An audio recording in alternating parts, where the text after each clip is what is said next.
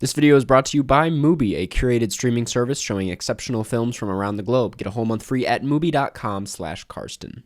Hey everybody, welcome back to What I Watched March edition. You bet your bottom I watched movies this month. I started the month by watching Genius, the Kanye West documentary. I came away really enjoying this documentary. It definitely is more about this friendship that fell apart more than it is about Kanye himself, and I thought that was very interesting and also very upsetting to watch, all things considered. It does feel very interesting to watch someone's perspective on Kanye, who has such a purified history with him, like one that comes from a genuine friendship before he got famous, and to watch where it went was just a really cool take on success, mental health, and in some ways religion. If I haven't said it enough, it's a very interesting watch to say the least. Then I watched M. What is there to say about M that hasn't already been said? I thought this was very unsettling, and that Lang's choice to focus more on the city than the murder was very cool, but I think my biggest takeaway is just how ahead of its time it was. This movie is doing things with the camera that even today would be considered ambitious on like Euphoria. It turns a pretty simple story into one of the most intricately layered movies I've seen. Feels like I need to rewatch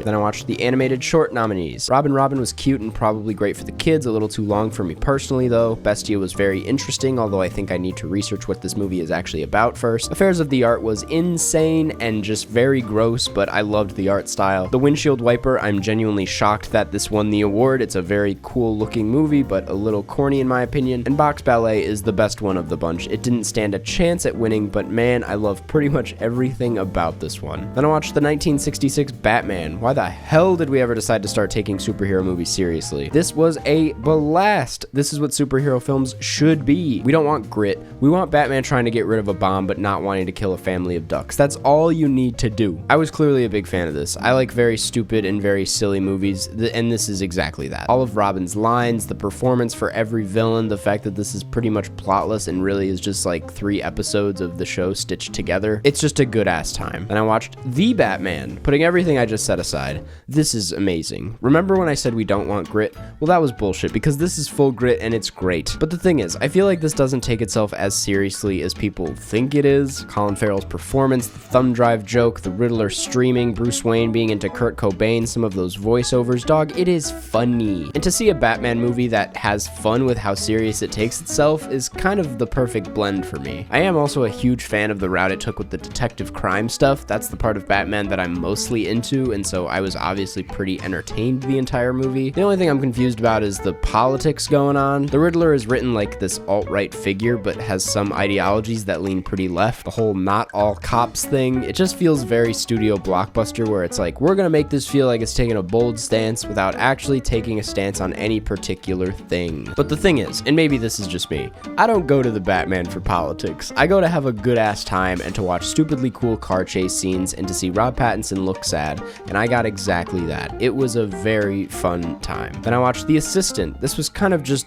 horrifying. It's about an assistant, go figure, working for a very powerful executive, and it just kind of tracks a day in her life as she navigates one form of abuse after another. And the tiniest glimpses of hope are almost always immediately shot down by another powerful, very dangerous man, one of whom is an HR consultant played by Matthew McFadden, which is hands down one of the most chillingly evil scenes I've seen in a while. It just makes you upset at a lot of things in the world. It's not a very fun watch, but it's a very, very good movie. Then I rewatched Licorice Pizza. It's hard to pivot from that to talking about something like this, but this was a lot better on the rewatch. Many of my same issues are still there. I didn't expect some of these jokes to win me over on a rewatch, so I'm not surprised. And the ending, as you probably know by now, just still doesn't work for me. But I think overall, this is a ton of fun when you think about what kind of movie it's trying to be. When you're able to just relax your shoulders a bit and let yourself ride along with these two, it becomes a pretty remarkable piece of work. Then I watched Free Guy. All right, everybody calm down. This was not as bad as I thought it would be, which isn't high praise. The bar was on the floor, but I do think this concept, no matter how many times it's been regurgitated, is pretty fun and interesting, especially in a modern video game context. Like, respect to this movie for even going for it and trying to be as accurate as possible with this kind of material. But that said, it still comes out long, uninspired, and so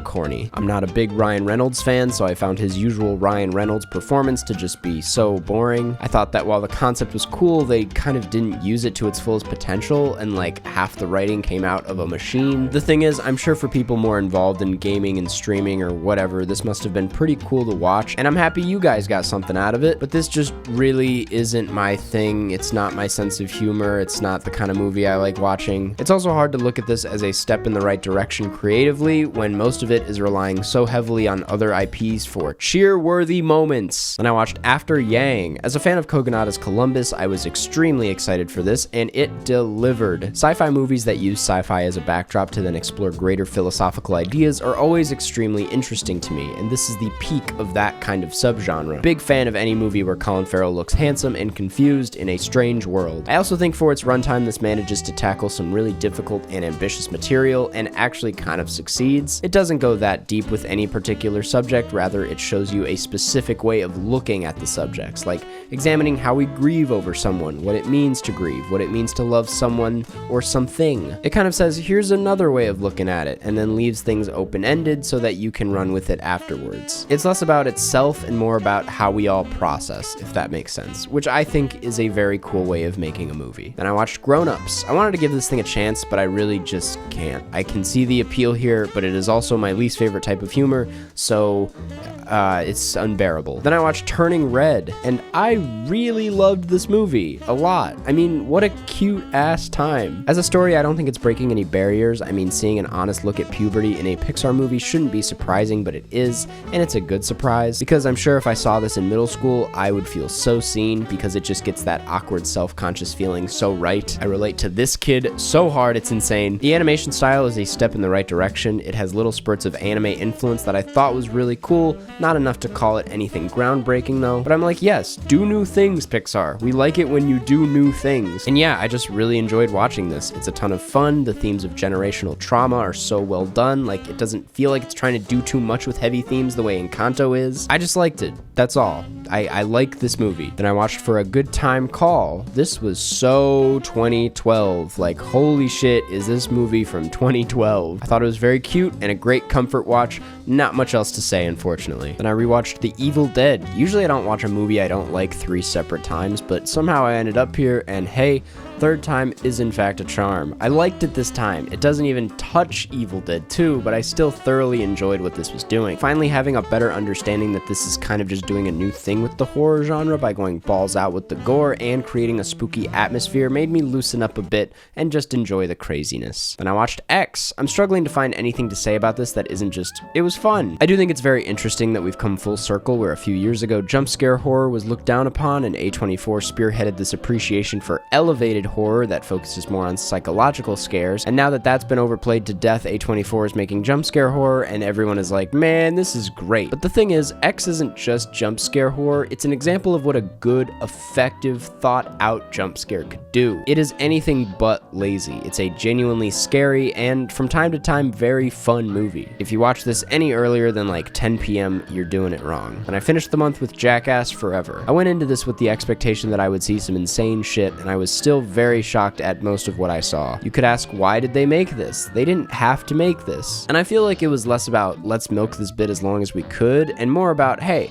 people like movies that are just pure comedy. People enjoy watching guys do dumb things, especially when it's done well. Jackass is that, and I'm honestly just very grateful that this is a movie that exists in 2022 and that they're still doing this. This guy should be getting the biggest check out of all of them. I will say that. I also tuned into the Academy Awards. I think The Power of the Dog should have won Best Picture. I think the Chris Rock and Will Smith thing was funny, but all the think pieces are getting pretty exhausting. I thought that the cheer-worthy moments were just so unbearable, and I thought the choice to cut the runtime by announcing a lot of categories before the show was pretty stupid considering it ran longer than any other Oscar ceremony I've ever seen. It was a really entertaining and also really humiliating award show. I will definitely be tuning in next year. That's what I watched this month. Thank you for watching. Go watch all these films and form your own opinion, and if you're looking for something to watch, check out this week's sponsor, Mubi. Mubi is a curated streaming service, a place to watch beautiful, interesting, and incredible cinema. With Mubi, each and every film is hand-selected. It's like your own personal film Film Festival, streaming anytime, anywhere, and you guys know how much I like film festivals. From iconic directors to emerging auteurs, there's always something new to discover. If you like watching movies, you know the struggle of trying to find something to watch. And I like Mubi because I know that everything on their site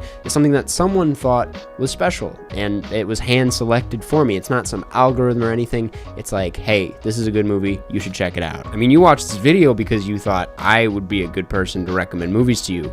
Mubi's way better at that than I am. You can try Mubi free for 30 days at mubi.com/Karsten. That's mubi.com/Karsten to get a whole month of amazing cinema for free.